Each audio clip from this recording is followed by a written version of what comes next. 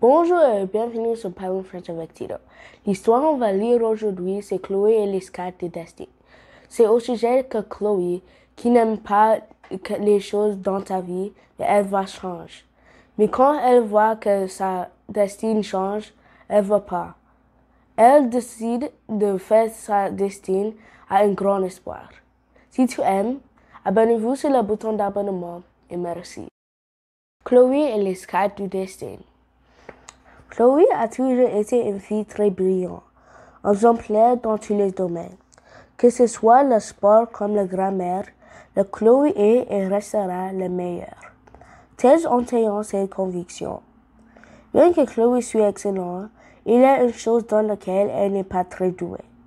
Elle a toujours essayé de cacher les autres, mais en ce moment, ça devient de plus en plus dur. En fait, Chloé a peur du futur. Elle n'aime pas ne pas savoir ce qu'il va lui arriver. Et c'est sans doute pour cela que Chloé a toujours été la plus forte, ne cherche jamais ce qu'il pouvait se passer. Chloé préférait tout prévoir, tout calculer, sauf qu'en grandissant, il se passe de plus en plus de choses et cela devient très difficile pour Chloé de tout envisager. Il fallait qu'elle trouve une solution, que ce soit le matin lors du petit déjeuner, le midi à la cantine ou le soir pendant le dîner. Chloé se creusait la méninge sans arrêt. Elle avait beau penser à tout, rien ne lui va venir. Impossible de trouver une idée qui pourrait le sauver et le temps presse de plus en plus. Un jour, alors qu'elle était partie se promener dans le quartier lointain de la Paris, accompagnée de ses parents, quelque chose attira son regard. Derrière une vitrine d'une drôle de boutique, entourée de seulement quelques livres, il se posait sur un petit socle une jeune de cartes. En dessous, on crie « L'avenir vous fait peur. Vous voulez connaître votre destin et découvrir ce que le futur vous réserve. Ce jeu est fait pour vous. Pour seulement 12 points. » C'était ce qu'il lui fallait. Après quelques rudes négociations, Chloé obtenait les 12 points de ses parents et le jeu de cartes était maintenant en sa possession. Une fois rentrée chez elle, Chloé a enfermé à double tour de sa chambre et débaya le paquet de cartes. Ce n'est pas des cartes ordinaires. Loin de là, chacun d'entre elles affichait une image et un chiffre romain. Aucun problème, Chloé, qui bien sûr savait compter jusqu'à au moins 29 en chiffres romains. Un petit livre explicatif est fourni avec les cartes. Ce n'était pas si simple que cela. Chloé devait déjà apprendre ce que signifient les images. Il y en avait de tout sortes, un soleil, une étoile, une lune. Il y avait même une avec un squelette et une autre qui ressemblait à un jeu de pendu. C'est alors que Chloé étudia tous les cartes, ainsi que la manière dont il fallait la poser pour connaître l'avenir. Quand elle pensait qu'elle avait appris, elle décida de faire un test. Alors, ce soir, elle se dit, je vais changer de place le couteau et la fourchette de papa. On va bien voir ce que les parents diront. Elle disposa soigneusement les cartes en croix, les retourna, analysa bien chacun d'entre elles et comme elle y a passé. Cela ne fait aucun doute. Les cartes étaient très claires quant à la suite des événements. Son papa allait se tromper de couvert pour manger. Ainsi, ce soir, elle se dépêcha de mettre la table, s'assit avant même que le repas fût servi. Eh bien, on aimerait te voir plus souvent comme ça, dit sa mère en plaisantant. Après quelques minutes, le moment tant attendu arriva.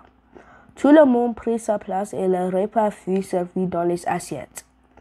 Les regards pointaient sur son père. Chloé s'impatient. Allez, prends un couvert, papa. Vas-y, s'est dit Chloé, qui n'en pouvait pas plus entendre.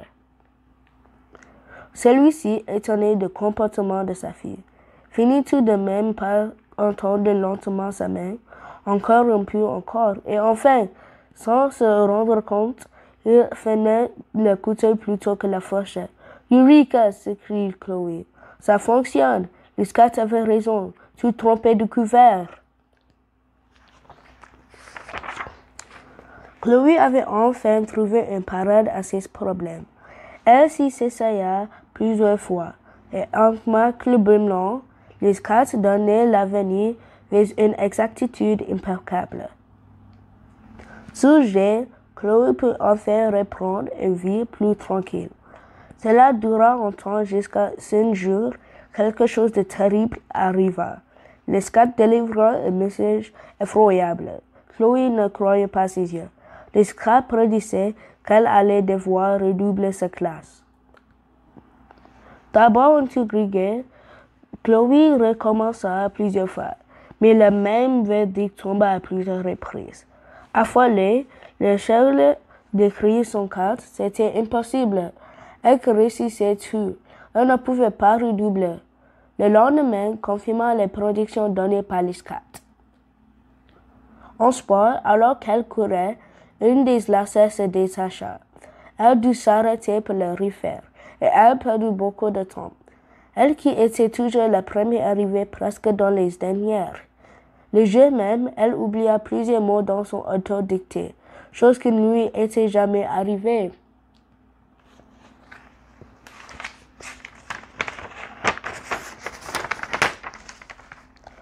Elle finit par se dire que Lescat ne mentait pas. Cela était inévitable. Elle allait redoubler sa classe. Sachant le résultat, elle arrêta de travailler. En toute façon, c'était certainement son destin, et ce n'est pas elle qui avait décidé ainsi. Revenant continuellement avec des mauvaises notes, ses parents s'inquiétèrent. Comme leur fille qui était le si brillant pouvait dégringoler comme ça, Chloé n'arrêtait pas d'y penser. C'était plus fort qu'elle. Alors que tout espoir semblait perdu, refusant le défi, elle se remit au travail de plus belle. Je me laissais pas plus abattre de la sorte. Lentement, mais sûrement, elle remonta le penny. La fin de l'année arrivait et Chloé avait peur de ne pas pouvoir rattraper son retard. Le dernier jour arriva, tout tremblant de peur. Chloé attendait les résultats. Allait-elle redoubler ou passer dans la classe supérieure? Plus qu'une personne était sur son tour. Ça y est! Chloé venait de recevoir les notes de ses évaluations ou juste au-dessus. Il était inscrit au style rouge, passé avec les félicitations. Chloé s'écria de joie. Son était moins un. Quelques mois plus tard, le premier jour de l'an entrait. Chloé ne peut s'empêcher de repenser à toutes ces histoires. Qu'il y a une destinée ou pas, ce qui compte, ce n'est pas l'arrivée finalement, mais le chemin parcouru et que les deux. Où tout peut encore se passer, et pour finir, se dit-elle, l'avenir ne s'écrit pas, ça se vit. Merci.